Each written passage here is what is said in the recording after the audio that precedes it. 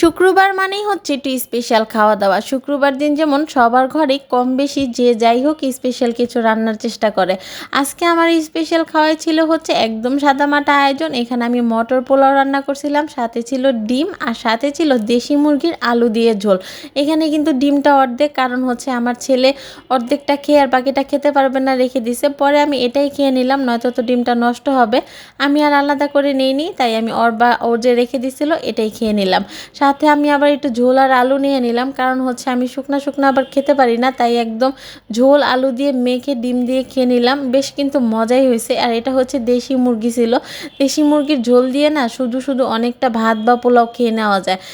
এটার স্বাদটাই যেমন অন্যরকম থাকে। এই তো ডিম দিয়ে লেবু চিপে খাওয়ার পরে এখানে আমি নিয়ে নিলাম হচ্ছে মুরগির একটা পিস। মুরগির পিসটা কিন্তু মাশাল্লাহ অনেক বড় ছিল, মুরগিটাও কিন্তু অনেক বড়ই ছিল। তারপর হচ্ছে আমি মুরগির থেকে সুন্দর মতন গোশ ছিঁড়ে একদম পোলাওর সাথে মুখে দিলাম। ইস, এটা যে কি মজা ছিল!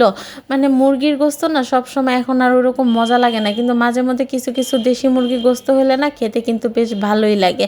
এই তো আমি এখানে একদম আলু দিয়ে ঝোল দিয়ে মেখে, আর আমি একটু সবসময় একটু ঝোল বেশিই খাই, কারণ হচ্ছে আমার কাছে মনে হয় ভাতের থেকে ঝোল তরকারি বেশি না হলে না আমার কাছে খেতে ভালো লাগে না। অনেকে আবার শুকনা শুকনা খেতে পছন্দ করে, কিন্তু আমার কাছে একদম তরকারি ঝোল দিয়ে মাখায় খাইতে কিন্তু বেশি মজা লাগে।